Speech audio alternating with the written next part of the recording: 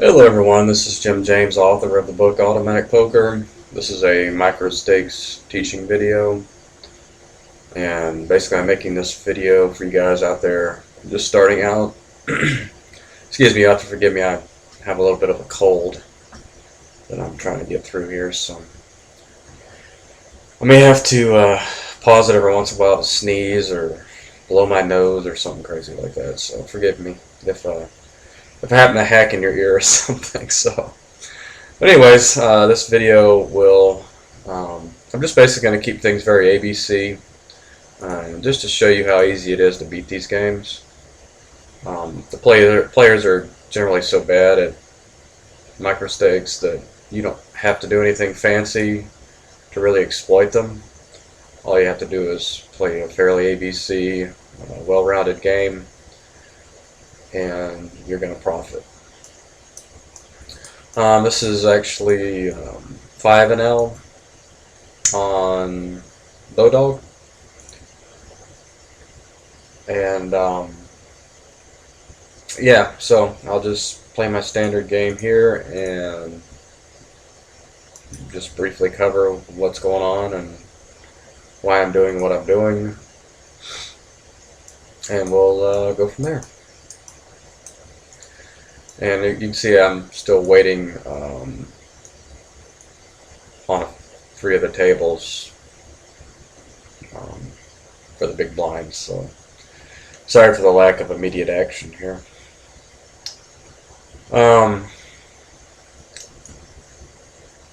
If you're not familiar with my book or the way I play poker,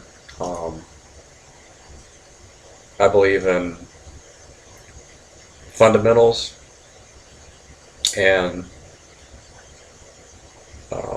having a standard fundamentally strong game where you're playing in position more often than your opponents, playing with initiative and applying pressure to your opponents.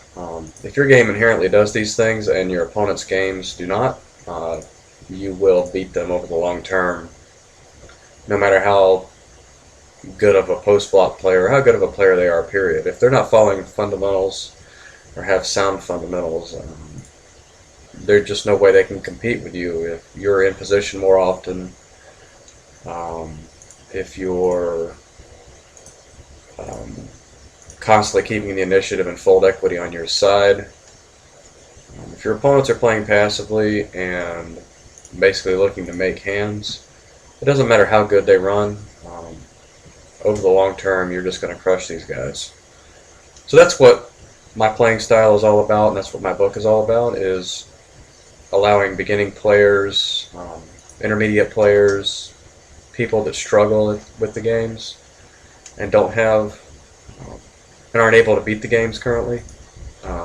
Their current state is unable to, state of their game, that is. To allow these players to kind of start over and rebuild their games.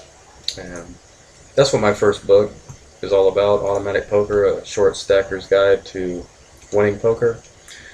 And the reason I suggest that players start with a short stack, or in my case I like to, it's not your standard 20 big blind short stack, it's a 30 big blind stack, which is, kind of in between mid stack and short stack. It still allows you to play 3 streets of poker and get good value from your strong hands, while at the same time mitigating your losses and reducing the number of coolers you're able to, or it makes you less susceptible to coolers, the king versus ace aces, that type of thing. So, and also, it just having a 100 big blind stack amplifies your mistakes on the turn and river if the pot is getting big. Whereas if you only have between 20 and 40 big blinds, it's hard to make too big of a mistake.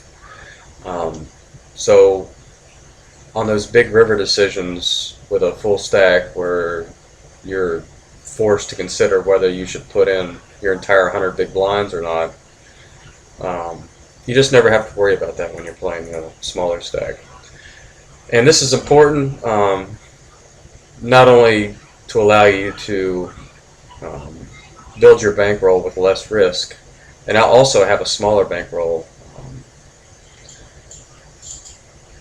It also allows you to um, gain confidence as you learn the game and avoid the complicated decisions that trouble many beginning players. So yeah, that's basically my philosophy. As you can see, I'm on all 4 tables now. You'll notice as I play, I'm playing a lot of hands in late position on the button and cutoff, and fewer hands in early position, and you'll hardly ever see me flat calling pre-flop. This is important because when you flat call pre-flop, you're giving up the initiative, and it's hard to have fold equity. And if you're not familiar with fold equity, you can pretty much Google search and figure out what that is, or you can just look at it. I have a pretty extensive section in my book, and also I've posted on my blog, and I've talked about it in prior videos. But basically, fold equity is the amount of money that you own in the pot when you bet or raise, the times your opponent folds. And this is important to understand. It's a key concept in poker. And knowing how often a bet has to work is important to know for c-betting and betting in general. So you'll need to know those things as well. But this is all covered in the book I wrote, so I'm not going to really go in depth here on it. Basically, this video is just, the reason I'm making it is just to show you what it looks like when you follow my strategy, and just so you can kind of see how simple it is to beat, especially to beat Microstakes poker games, just by having sound fundamentals. So yeah, the starting stack, 30 big blinds at 5 and L would be $1.50.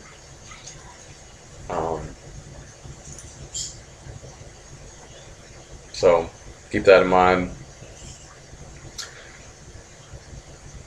I actually recommend that players, once they hit about 45 or 50 big blinds, they find a new table, because they're starting to get in a mid-stack play, and until you're ready, I don't recommend playing mid-stacks or deeper stacks. I definitely recommend getting a few thousand hands under your belt until you've got the fundamentals down before you start playing a bigger stack. My ultimate goal is not for you to be a professional short stacker. That's not the intent I had in my book, although there's nothing wrong with that. A lot of players make a very good living doing that. My goal is just to prepare you for any form of poker that you want to move on to, whether it be tournaments, sit and goes, deep stack cash games, anything. The concepts in my book apply to any poker, excuse me, any poker game that you'll ever play.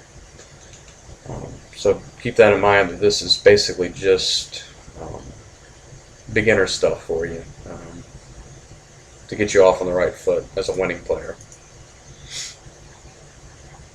This king-queen offsuit here is a marginal shove on a full ring table when a person opens from the cutoff, especially a 27-0 over 11 hands. So I'm just going to give him a little respect here and fold. Calling there would be an option if I was deep stacked with him, but seeing as I just don't have the implied odds to call, because I'm going to whiff that flop pretty often, and it's just not profitable to call there and check fold a large amount of the time, especially against his perceived fairly tight range. He has a few hands that dominate mine in his range, and a few others that contain outs for any draws that I might pick up. Say the flop is Jack 10 X. He's going to contain an ace a lot of times in his range, which takes away at least one of my outs. So you have to keep it in mind that as a short stack, you're rarely going to have the implied odds necessary to speculate pre-flop and call, unless you're getting something like at least 3 to 1, with a hand that plays fairly strong multi-way, like a small pocket pair or suited connector, you almost never want to call pre-flop. You generally want to keep the initiative. You either want to raise or fold. And that's kind of the key to poker, in my opinion, is to kind of have your options be, okay, can I bet here? All right, and let's say you're facing a bet. Can I raise here? Let's see, is folding better?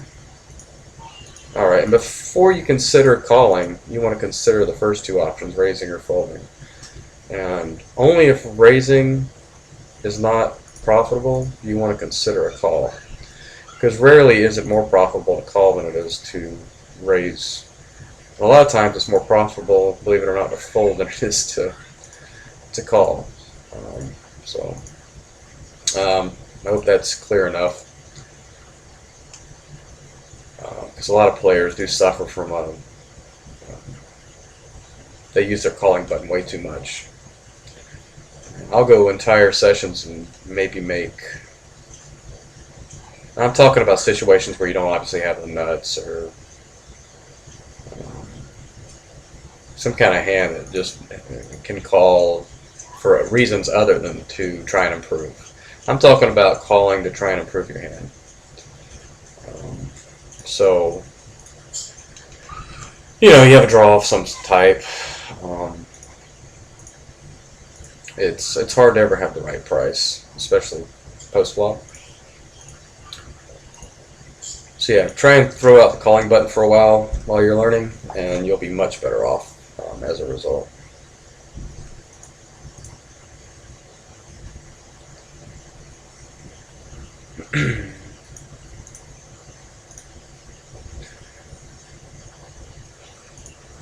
So, as you see this, I limped the ace-5 suited behind the end of the gun limper here, and the big blind min-raised. So I'm getting the pot's already 32, and you can consider it 37 because you can be pretty sure this guy's going to call. So getting 8-1, it's a mandatory call here. Now that doesn't mean that you have to stack off if you hit an ace. It just means that you have the right price to try and hit a flush draw, trips, something like that. Yeah. So you have to be careful when you do make a call. Like, let's say you call with 7-8 suited and the flop is ace-7-3. There's no reason you have to continue after the flop. If you were getting the correct implied odds, you only need to continue when you make a nut type hand or draw. So if you're required to continue when you just get a piece of the board, then you probably shouldn't have been making the call pre-flop anyways.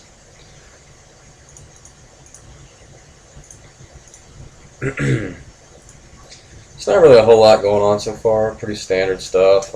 Isolated the under the gun limper with 5s on the button. It's pretty standard. I make it 4x there to add to fold equity. If you do 3x or less there, you're pretty much always getting called. So if you're always getting called, you're almost better off limping, because if you don't have any fold equity, what's the point in raising a speculative hand besides just to isolate?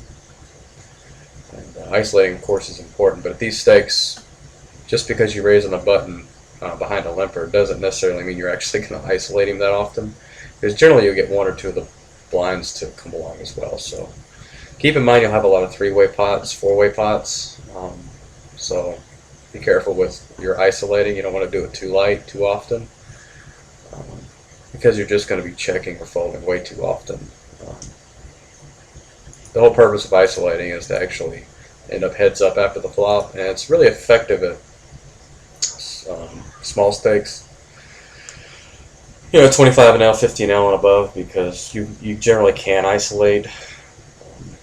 But at microstakes like this, you're just seeing so many multi-way flops that it's not nearly as effective.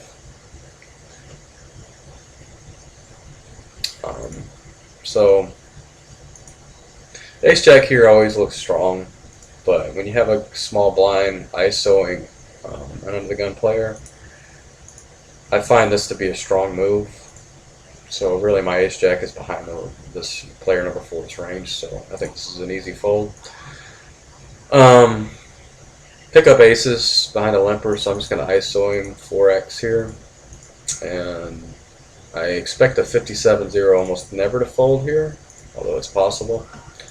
That is a pretty wet flop, so I'm never folding, obviously. But being as this flop is going to connect with a lot of his limping range, I want to get the money in as fast as possible. This is the type of board that can beat aces on the flop frequently, because he'll be limping 10-8, 10-9, pocket 7s, 8s, those type of hands. But there's also hands that'll stack off here that I got crushed, like 10x.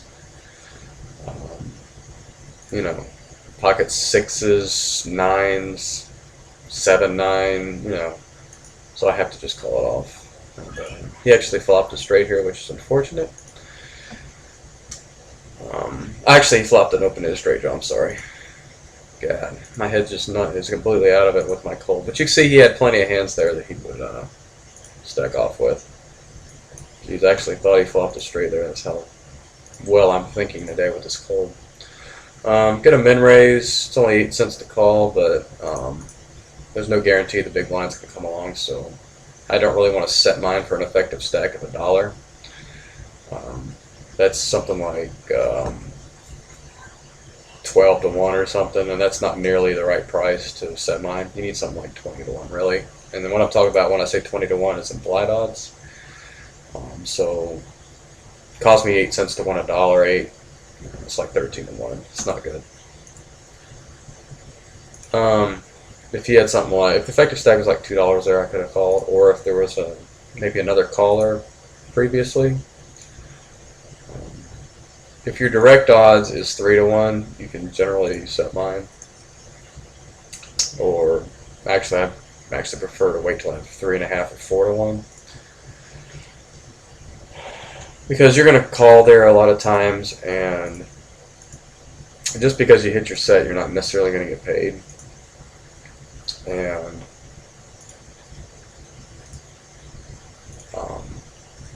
a lot of times in 3 or 4 pots, you're gonna get set over set too. So small pocket pairs don't really ever have the right price to set mine as a short stack, and well, actually, it's fine to do that every once in a while, but you really it's very seldom you're going to have the right price to set mine. And conversely, and the great thing about having a short stack is other players are not going to have the right price to set mine you either. So it works both ways. And I will raise the Jack-10 suited, which is a little loose under the gun. But I stand to see a multi-way flop against a bunch of really bad players. So this hand is extremely strong, because I can flop a lot of hands that I can continue on. And this ace-high board here, I have bottom pair. Unless he has a queen, I expect to take this down almost always. Because most players raise aces pre-flop, blind versus blind. So I think my 7 is pretty much the nuts there. Unless he slow played something.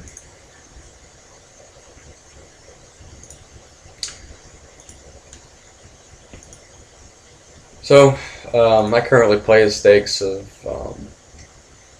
100 NL and 200 NL. I'm currently building my bankroll, rebuilding my bankroll. I started with about $450 on Bovada in late May, and I've steadily just in my spare time built it up. I'm about 3,100 in my account now. But I have been playing on the Revolution network as well. Actually, the entire month of August, I pretty much played on the Revolution. I played sparingly on this site, but mostly on Juicy Stakes Poker, just to clear a bonus. And actually, was up about 2,100 for the month of August on Revolution, and about 3,000 overall so far.